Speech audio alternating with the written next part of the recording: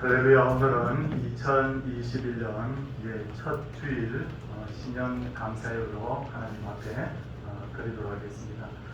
성도들, 2020년도 하나님은 에베네셀 되셔서 우리와 함께 하셨고 2021년도에도 하나님께서 우리와 함께 하실 줄 믿습니다. 이렇게 본당에서 또 가정에서 평상시 예배하시는 모든 우리 성도인들께 하나님의 은혜가 넘치기를 원합니다. 우리 옆에 분들과 인사하도록 하겠습니다. 반갑습니다. 네, 반갑습니다. 이제 다 같이 묵상 기도함으로 하나님 앞에 예배를 드리도록 하겠습니다.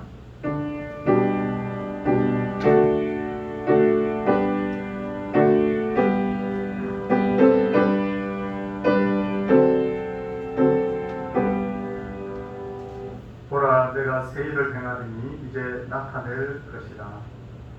너희가 그것을 알지 못하겠느냐? 반드시 내가 광야의 길을 사막의 강을 내리니 이 백성은 내가 나를 위하여 지었나니 나를 찬송하게 하려 함이니라. 아멘. 사도신경으로 우리의 신앙 고백을 하도록 하겠습니다. 나는 전능하신 아버지 하나님 천지의 창조주를 믿습니다.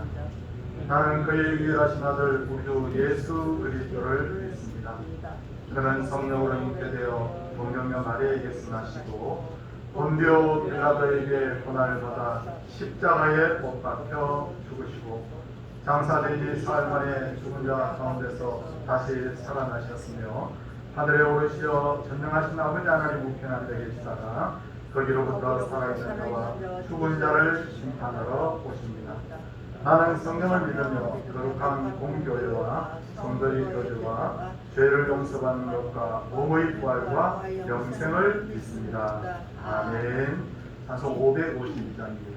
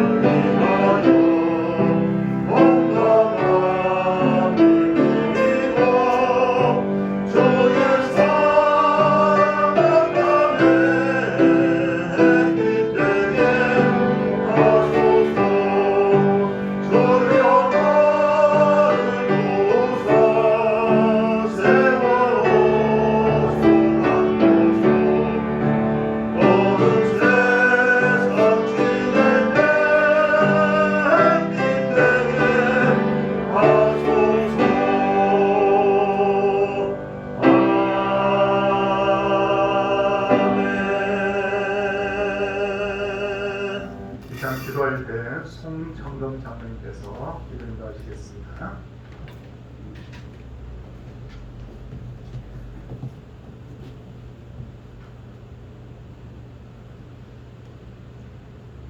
만유의 주제가 되시고 역사와 인생들의 생사 화복을 시장하시며 택한 백성들을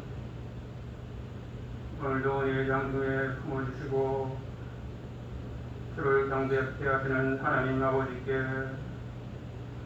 감사와 존귀와 영광을 올려드립니다. 자기 뜻을 사람에게 보이시며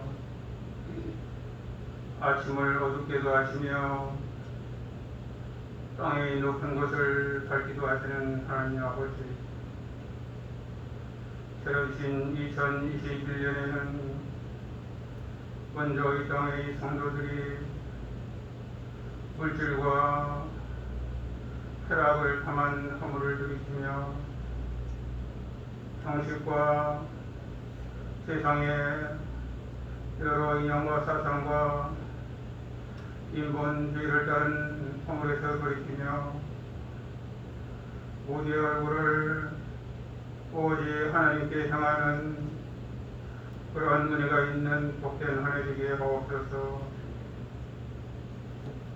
이정자들이 먼저 법과 정책을 만들고 집행할 때마다 하나님의 공의와 정의를 따르게 하옵소서.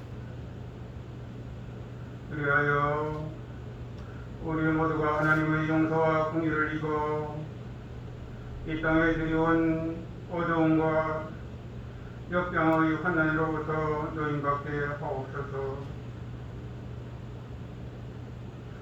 2021년 우리에게 생명 주시고 또 섬길 수 있는 건강을 주셨사오니 각자 받은 직분 소중히 생각하며 언제 어느 때나 있는 곳에서 잘 섬길 수 있도록 은혜 베풀어 주옵소서.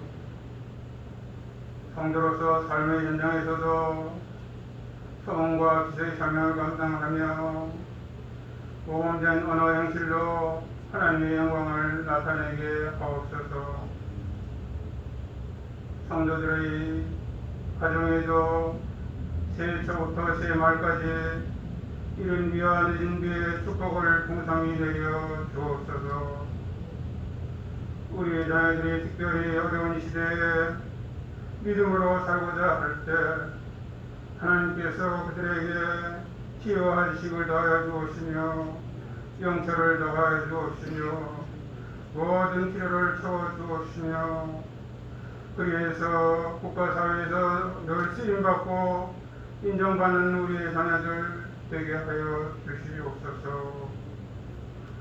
이 시간도 선교 현장에서 보험사역 위에 수고하시는 선교사님들을 기억하셔서 고난과 여러 시험을 이길 믿음과 능력을 더해 주옵시고 생활의 모든 필요들도 되돌아 채워 주옵소서.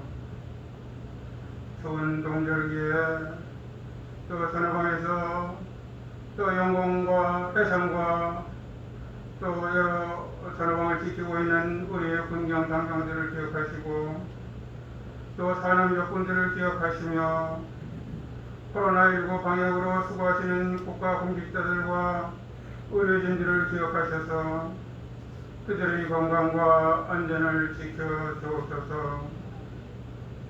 담임 목사님 금년에도 한 해 성도들을 목양하실 때 능력 있게 잘 감당하실 수 있도록 영거육을 강건케 하옵시며 풍성한 영성을 허락하시고 치료력을 더해 주옵소서. 이 시간 또한 육신의 질고당한 성도님들 성령께서 친히 찾아 위로하시며 치료의 광을 비춰 속히 고치시고 회복해 하옵소서. 이 시간을 드리는 특별 찬양과 성도님들이 있는 곳에서 보내시고 올려드리는 모든 헌물을 성상의 하나님께서 연락하시며 또 이 시간 감사에서 말씀을 또 선포하실 때 그 말씀이 올 한 해 우리에게 큰 능력되어 나타나는 풍성한 은혜의 시간 되게 하옵소서. 감사를 드리오며 우리 선한 목자 되시는 구주 예수 그리스도의 이름으로 기도하옵나이다. 아멘.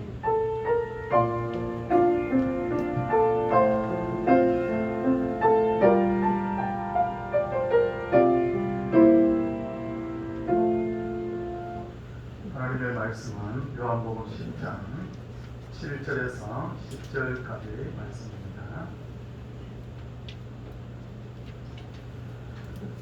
그러므로 예수께서 다시 이르시되 내가 진실로 진실로 너에게 말하노니 나는 양의 문이라. 나보다 먼저 온 자는 다 절도요 강도니 양들이 듣지 아니하느니라. 내가 문이니 누구든지 나로 말미암아 들어가면 구원을 받고 또는 들어가며 나오며 꼴을 얻으리라. 도둑이 오는 것은 도둑질하고 죽이고 멸망시키려는 것뿐이요 내가 온 것은 양으로 생명을 얻게 하고 더 풍성히 얻게 하려는 것이라. 아멘. 정인수 집사님 하나님께 특송 돌려드리도록 하겠습니다.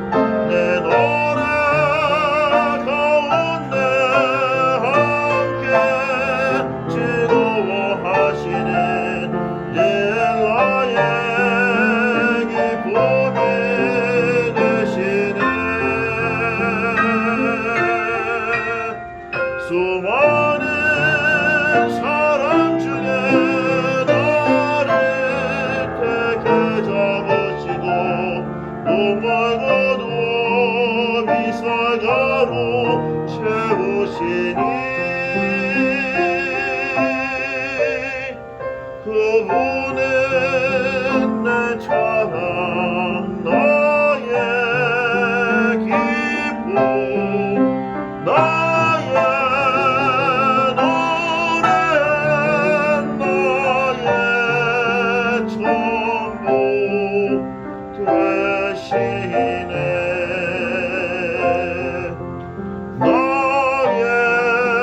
전부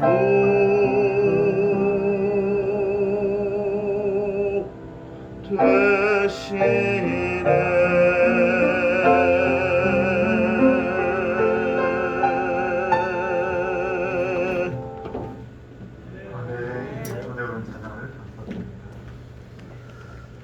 저는 마태복음, 마가복음, 누가복음, 요한복음 4복음서 중에 특히나 마태복음과 요한복음에 관심이 많은데, 마태복음은 똑같이 예수님의 행적을 기록하면서 유대인의 관점에서 기록한 복음서이고, 요한복음은 예수님의 행적을 기록할 때 바로 헬라인의 관점에서 기록한 성경입니다.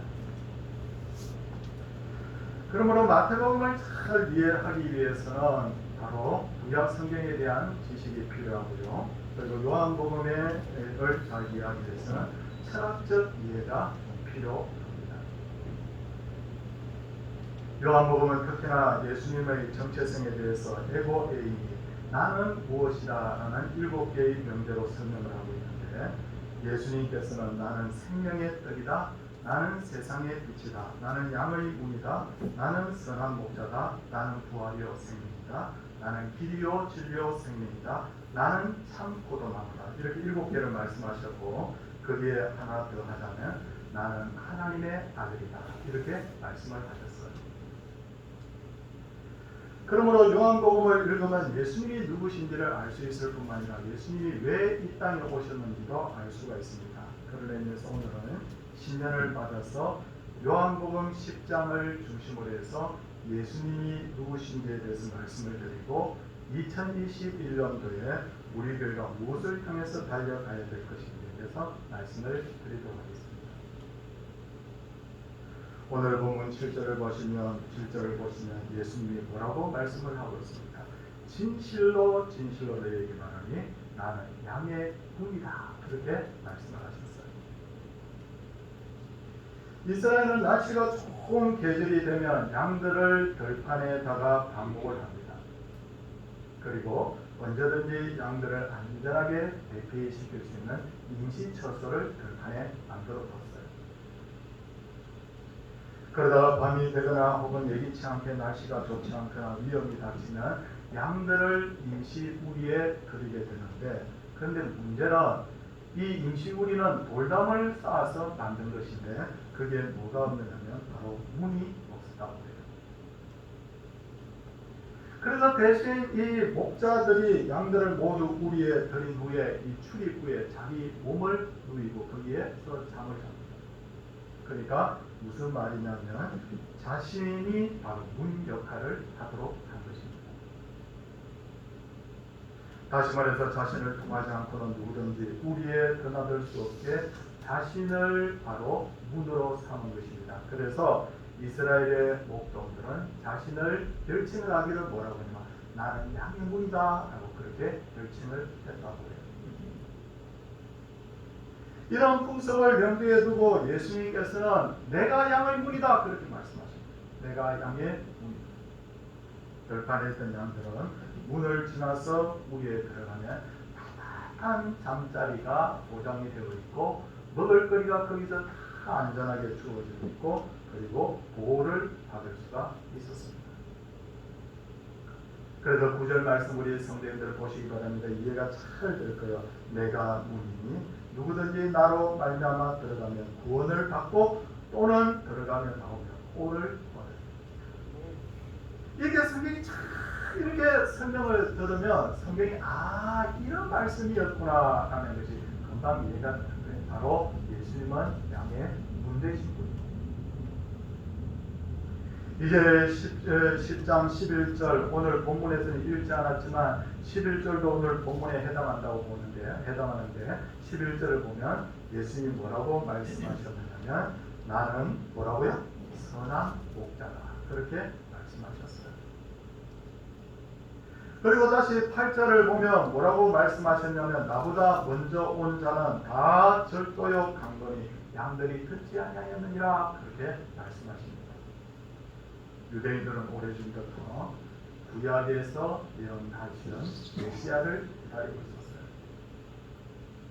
사람들이 메시아가 오시면 이런 일이 주어지고 메시아가 오시면 우리가 행복하고 메시아가 오면 자꾸 이렇게 사람들이 메시아를 기다리다 보니까 자신이 가짜들이 많이 생겨나기 시작합니다.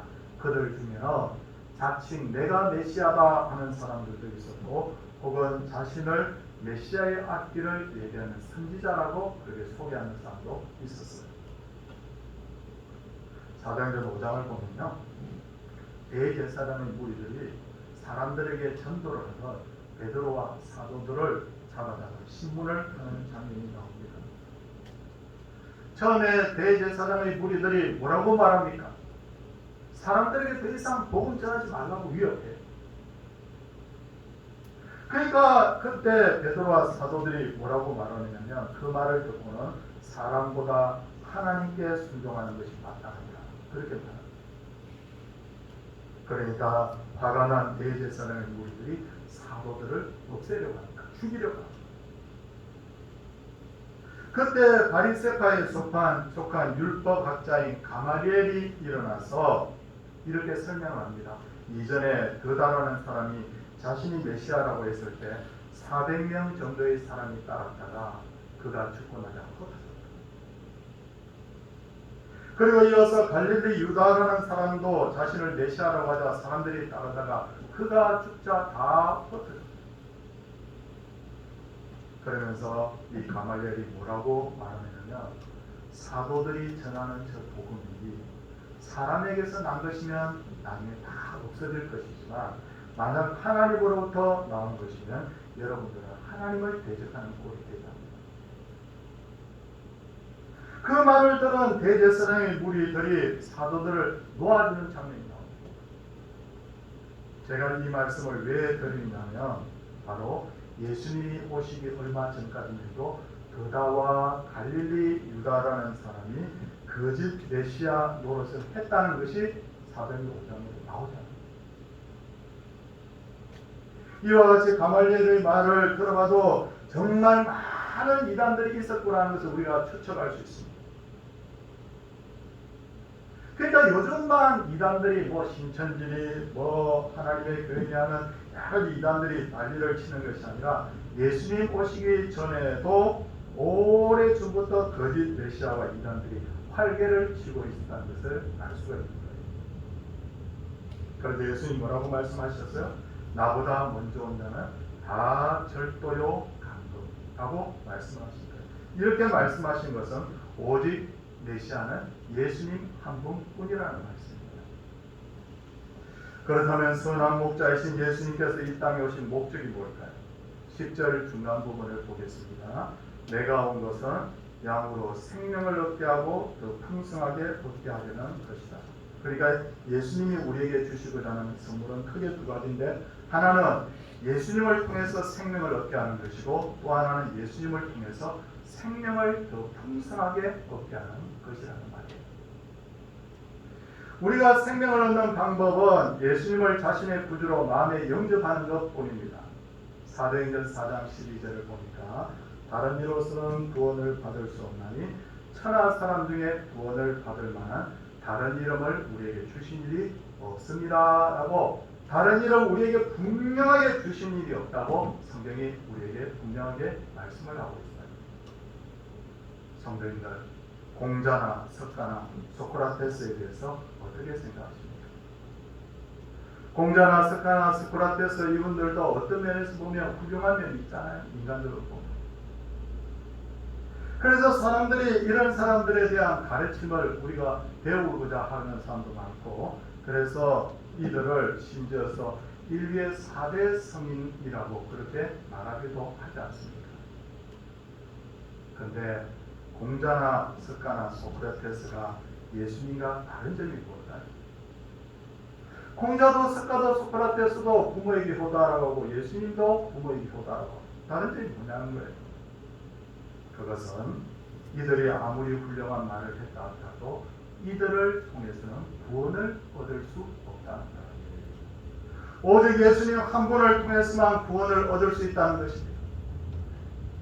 예수님께서는 요한복음 16장 6절에서 친히 말씀하시기를 내가 곧 길이요 진리요 생명이니 나로 말미암지 않고는 아버지께로 올 자가 없느니라. 그렇게 말씀하셨어요. 예수님 통하지 않으면 절대로 양의 우리에 들어갈 수 없고 하나님 아버지께로 올 자도 없다는 것을 믿으시기를 바랍니다. 그러므로 예수님 외에 자신을 메시아라거나 자신을 믿어야 구원을 얻는다고 주장하는 모든 사람은 다 절도요 강도인 거예요. 그러게 우리는 예수님을 유일한 구원자로 믿어야 되고 마땅히 전도를 통해서 사람들의 생명을 살려야 됩니다. 여러분, 전도가 뭐냐? 전도는 도를 전하는 것이 바로 전도입니다. 그럼 도가 뭡니까? 도라는 것은 하나님의 아들이신 예수님을 믿으면 구원을 받고 하나님의 백성이 되고 천국에서 영생한다는 것이 바로 도의 기본 원리예요. 전도의 대상은 다양합니다. 길거리에서 처음 만나는 사람에게 전도지 주면서 전도합니다. 또 내 가족이나 지인들, 친척들을 전도 대상자로 삼을 수도 있습니다. 전도의 방법에는 어떤 것이 있습니까? 전도지를 주는 것, 말로서 전도하는 것, 안드레처럼 나는 설명을 할 수 없어요. 그때 어떻게 합니까? 한번 와보라 라고 교회에 데리고 오는 것. 그것도 전도예요. 내가 지금까지 신앙생활을 통해서 받은 은혜를 말하는 것. 편지를 상대방에게 전하는 것도 좋은 방법이고 그들을 도와주면서 그리스도의 사랑을 실천하는 것도 전도이고 그들을 구원받을 수 있도록 기도하는 것도 전부 다 전도의 방법에 해당합니다. 디모데후서 4장 2절은 성령께서 말씀하시기를 너는 말씀을 전파하라. 때를 얻든지 못 얻든지 항상 힘쓰라고 하셨습니다. 성도님들, 전도는 누가 재능이 있는 사람만 전도하는 것이 아니라 힘쓰라 하라 라고 명령형으로 되어 있기 때문에 하나님을 믿는 모든 성도는 마땅히 전도를 해야 된다는 것이 바로 결론입니다. 그런데 전도만 하고 끝나서 됩니까? 아니지 않습니까? 전도 대상자가 예수님을 마음에 영접했으면 그분들 하여금 신앙을 통해서 깊은 은혜를 체험하도록 그분들을 도와줘야 돼요. 나의 전도 대상자가 예수님을 믿고 마음에 영접했다고 해서 내 역할이 끝나는 게 아닙니다. 사람마다 신앙의 깊이가 다릅니다. 성도님들, 제가 성도님들 보면 성도님들 신앙의 깊이가 얼마인지 100% 알 수 없지만 그러나 어떤 분들은 하나님이 보시기에 발목 신앙이 있어요. 발목에서 그냥 찰랑찰랑찰랑하는 그런 신앙이 있는 반면에 어떤 분들은 무릎 신앙이 있어요. 여기까지. 어떤 분들은 허리까지 차오르는 신앙이 있고 어떤 분들은 온몸을 담그는 신앙이 있다는 거예요. 어떤 이는 조금만 힘든 일이 생기면 예수님이고 뭐고 다 필요 없다고 예수님 버리고 떠나는 사람이 있는가 반면에 어떤 사람은 목숨을 걸고 신앙생활하는 사람도 있습니다. 신앙은 씨앗과 같아서 그 사람의 마음에도 자꾸 자라나요.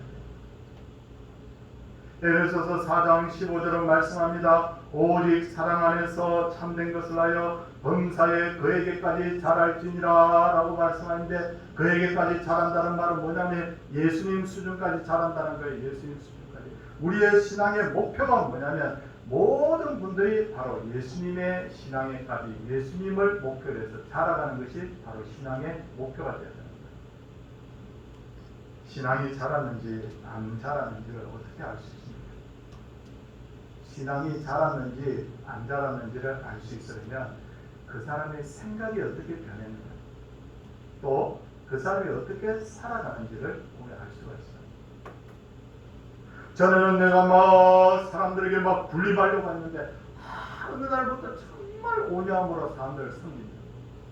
변한 거예요. 전에는 자기밖에 몰랐는데 이제부터는 정말 예수님을 위해서 교회를 위해서 내가 헌신의 삶을 산다. 변한 거예요. 나는 신앙이 자랐어 라고 말을 한다고 해서 그 사람이 신앙이 자란 것이 아니라 생각이 어떻게 변했느냐 그 사람의 생활이 어떻게 변했느냐를 보면 그 사람의 신앙의 깊이를 알 수가 있는 거예요. 신앙이 자라지 않은 사람은 늘 하나님께 주세요 주세요 달라고는 합니다. 신앙이 자라지 않는 사람은 자기 생각대로 되지 않으면 불평합니다. 신앙이 자라지 않는 사람은 조금만 힘든 일이 있으면 나 이제부터 교회 안 갈 거야 하면서 협박 아닌 협박을 하는 사람들이 있어요. 그런데 신앙이 자르면 어떻게 돼요? 항상 기뻐하고 범사에 감사하는 줄 믿습니다. 내가 정말 하나님의 그 자녀가 되었다는 것 자체만으로도 너무너무 항상 기뻐하고 감사하는 사람으로 바뀝니다. 성탄절에 혹시 성도님들 카드 받아보신 적이 있습니까? 요즘은 카드를 잘 주고받지 않는데 예전에는 카드를 자주 주고받았잖아요. 그런데 어느 어린아이가 성탄절에 엄마에게 카드를 보냈어요. 카드의 내용에는 이런 내용이 있었어요. 엄마, 나는 엄마가 내 엄마인 게 너무 좋아. 성도님들 신앙이 성장하면 어떻게 되는입니까? 고난이 오든 힘든 일이 생기든 하나님, 제가 하나님의 백성인 게 너무 감사하고 하나님이 제 아버지인 게 너무 감사합니다. 아니 힘든데, 아니 어려운데, 예 하나님, 그런데도 불구하고 하나님이 저의 하나님이라는 것 자체로 저는 만족합니다. 그런 신앙이 바로 성숙한 신앙입니다.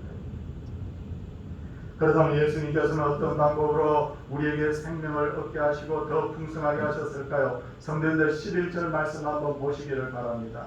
나는 선한 목자라. 선한 목자는 양들을 위하여 뭘 한다고요? 목숨을 버린다 라고 말씀하고 있어요. 예수님은 철저하게 자기 희생을 통해서 우리들에게 생명을 주신 분이십니다. 예수님은 구약 성경에 예언된 대로 이 땅에 오셨어요. 그리고 예수님은 이 땅에서 33년간 흠없는 삶을 사셨고 우리에게 철저하게 사랑으로 섬김의 본을 보여주셨어요. 그리고 예수님은 때가 되자 만인의 죄를 대신하여서 십자가에 달려 돌아가셨어요. 예수님은 십자가 지시기 바로 전날 밤 겟세마네 동산에서 기도하셨습니다. 아버지여, 이 잔을 할 수만 있으면 좀 피해가게 해주세요. 예수님 몸부림치면서 땀방울이 핏방울같이 될 때까지 그렇게 예수님께서 기도하신 이유가 뭐냐면 십자가의 고통이 얼마나 큰지 예수님께서는 너무도 잘 알고 계셨기 때문이에요. 그런데 놀라운 건요, 바로 예수님께서 십자가에 달리시기 바로 전날 제자들과 함께 최후의 만찬을 나누시면서 예수님이 이렇게 말씀하셨어요. 얘들아, 나 너무 힘든데 좀 위로 좀 해줘.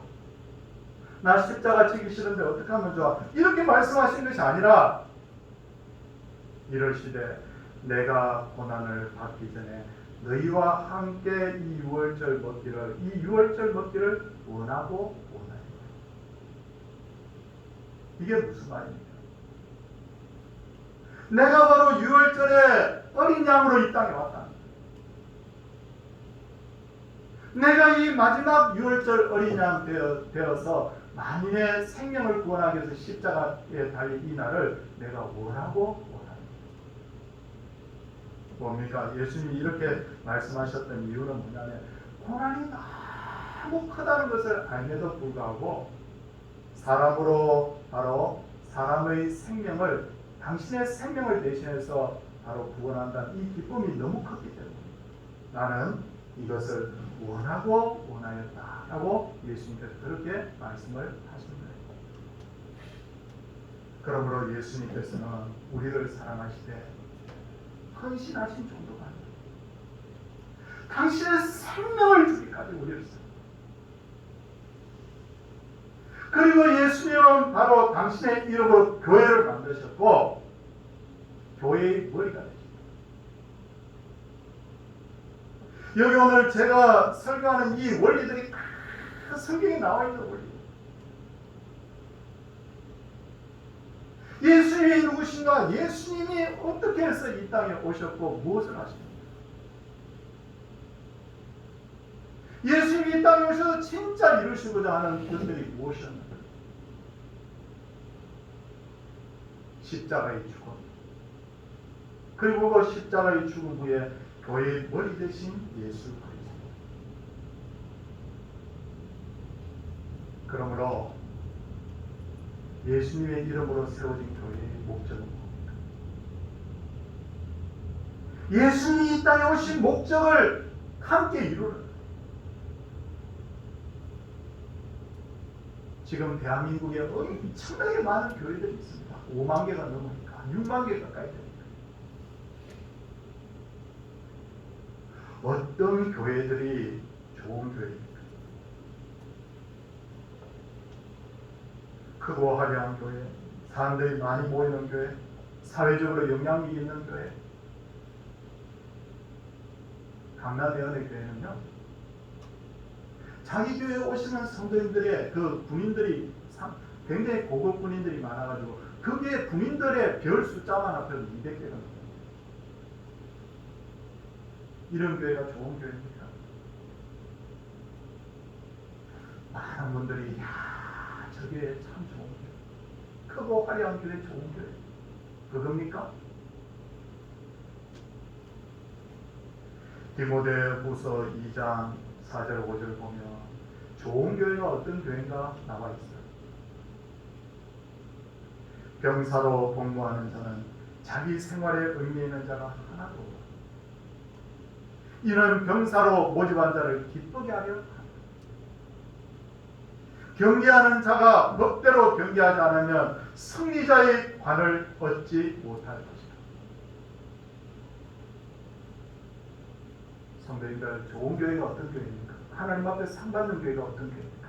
두 가지 말씀합니다. 첫째는 어떤 교회라고요? 자기의 영광이나 이익을 위해서가 아니라 하나님의 기쁨이 됩니다.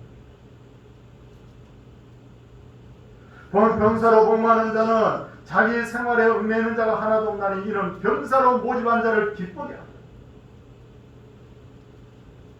나를 불러주신 하나님 기쁘게 하는. 사람들이 그렇게 좋아하던, 그렇게 이렇게 우러러보던 교회들, 이 정신 잃어버리니까 오늘날 세상으로부터 손가락질 났잖아요. 두 번째 교회 어떤 교회냐고요? 경계하는 자가 법대로 경계하지 아니하면 승리자의 관을 얻지 못할 것이다.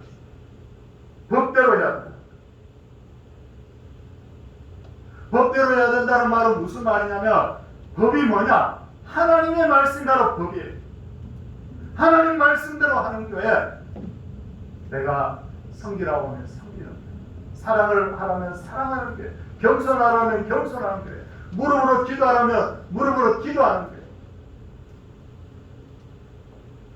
모든 원리 자체가 뭐냐면 하나님의 법인 말씀대로 돌아가는. 그러기 위해서 성도와 교회는 예수님이 이 땅에 오신 그 목적에 주목해요. 그 목적이 뭡니까? 생명을 살리고 더 풍성하게 하는 거예요. 생명을 살리는 일에 집중하는 거예요. 그 은혜를 더 풍성하게, 그 생명을 더 풍성하게 하는 거예요.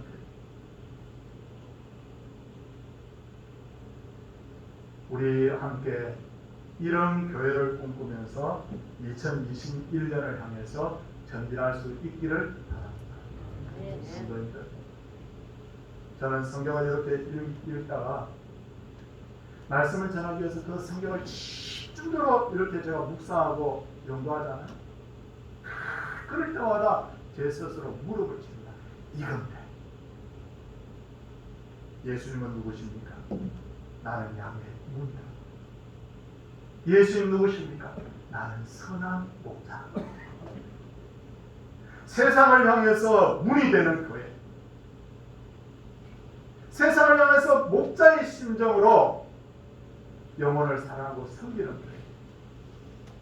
사랑하는 성도님들, 생명을 얻게하고 더 풍성하게 하는 교회, 2021년도에 우리 교회가 이런 교회가 되기를 원합니다.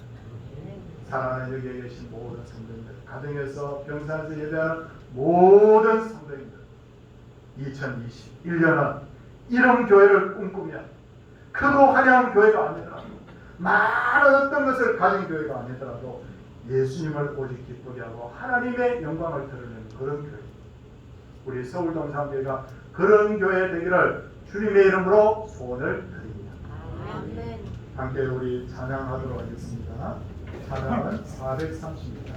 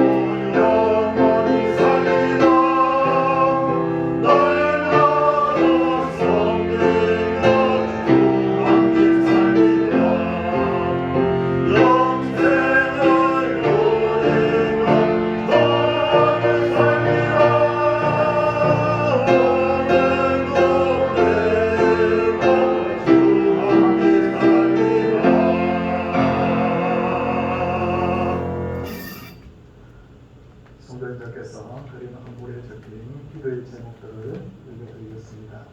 사랑과 은혜의 아버지 하나님, 올해도 늘 함께 하시고 범사에 내리신 은혜와 크신 사랑 감사드립니다. 맡은 사명 잘 감당할 수 있도록 성령 충만, 지혜 충만, 은혜 충만케 하소서. 가정과 자녀들을 축복하셔서 가족 건강 안전 지켜 주소서. 이 한 해도 주신 크신 은혜로 채워주옵소서. 불쌍히 여겨주시고 도와주시옵소서. 2020년을 20년을 보내고 2021년을 맞이하게 해주셔서 감사합니다. 여기까지 지켜주신 하나님, 2021년도를 지켜주신 하나님 믿고 감사를 드립니다. 승리하게 하옵소서. 걸음마다 동행하시며 보호하시고 인도해 주신 믿고 감사드립니다. 하나님, 2021년을 방학 잘 지내게 해주세요. 하나님 아버지, 범사에 감사합니다. 범사에 감사합니다. 범사에 감사. 생일 감사의 물 하나님 앞에 드렸고요. 신년 감사의 물 한 해도 주님의 날개 아래 살기를 원합니다. 큰 믿음 주옵소서. 범사에 감사, 범사에 감사. 올 한 해 믿음 자라게 하옵소서. 범사의 감사, 또 성탄 감사의 물들을 우리 성도님들 여러분들이 성탄절날 교회에 오시지 못했지만 하나님 앞에 이렇게 준비하였다가 드린 성도님들이 다수 계시고 또 우리 성도님들 중에는 이와 같이 교회의 계좌를 통해서 여러분들이 11조 감사물, 선교 정대물, 건축예물 이렇게 다양한 예물들을 하나님 앞에 드리셨습니다. 하나님께서 기뻐 받으셨을 줄 믿습니다. 이제 드린 선물들을 위해서 하나님 앞에 기도하도록 하겠습니다. 아버지 하나님 참 감사합니다. 2021년도 어떤 목표를 가지고 나아갈까? 우리가 뜻을 세우며 요한복음 10장 10절의 말씀을 의지하여 생명을 얻게 하고 더 풍성하게 하는 교회라는 표어를 가지고 2021년의 문을 열었습니다. 이것은 예수님이 이 땅에 오신 목적이고 교회가 추구해야 될 궁극적 목적이기도 하오니 이 일을 잘 감당할 수 있도록 생명 살리는 일과 은혜 풍성케 하는 일에 우리 모든 성도님들이 전심전력하게 하여 주시옵소서. 하나님 앞에 주님 귀한 이렇게 예물을 드렸습니다. 성도들이 정말 마음껏 교회 와서 예배할 수 없는 상황 속에서도 11조를 준비하여 드린 분들이 있고 감사 예물을 준비하여 드린 분들이 있고 신년 예물 그리고 하나님 심지어 성탄 예물까지 이렇게 준비하여 드린 분들이 계십니다. 하나님이여 복의 복을 더하여 주시고 범사에 하나님 앞에 복을 받음으로 감사할 것이 많은 인생과 가정 되게 하여 주시옵소서. 건축 예물을 하나님 앞에 드리며 전도 성교 예물을 드리며 하나님 앞에 이렇게 주정 예물을 하나님 앞에 드리며 온라인을 통해서 하나님이여 건물을 하나님 앞에 드리고 모든 분들을 주여 기억하여 주시되 하나님 앞에 드려야 할 것들을 구별하여 드린 모든 성도들의 믿음이 날마다 일치월장하는 복이 있게 하여 주시옵소서. 성도들 병상에 누워있는 분들이 회복의 놀라운 역사를 체험하게 하여 주시고 기도하며 자녀들을 위하여 날마다 눈물로 기도할 때 그 자녀들이 기도 응답받고 하나님 앞에 믿음이 자라고 잘 되는 그런 놀라운 역사가 있게 하여 주시옵소서. 어려운 상황 속에서도 성도의 사업체와 생업을 주여 붙들어 주시옵소서.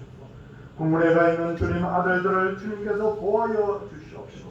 객지에 나가 있는 아들 딸들을 하나님께서 형통케 하시되 하나님 취업의 문이 열리고 학업의 문이 열리고 결혼의 문도 열리는 2021년 되게 하여 주시옵소서. 생일을 맞은 분이 있습니다. 하나님이여 남은 여생 하나님과 철저하게 동행하는 하나님의 사람 되게 하여 주시옵소서. 겸손의 무릎으로 섬길 때 하나님이 상을 주시고 또 주시는 역사가 있게 하여 주시옵소서. 하나님 대면으로 예배하든 영상으로 예배하든 예배 소홀히 드리지 않게 하여 주시옵시고 하나님 코로나 위기도 빨리 해소되게 하여 주셔서 마음껏 하나님 앞에 예배할 수 있는 자유를 주시고 평화를 주시고 또한 예배할 수 있도록 우리에게 영육간 강건함도 허락하여 주시옵소서. 주 예수 그리스도의 은혜와 하나님의 놀라우신 사랑과 성령의 감화 감동 교통하신 역사가 하나님의 백성들 위해 이제로부터 영원토록 함께 있을지어다. 아멘.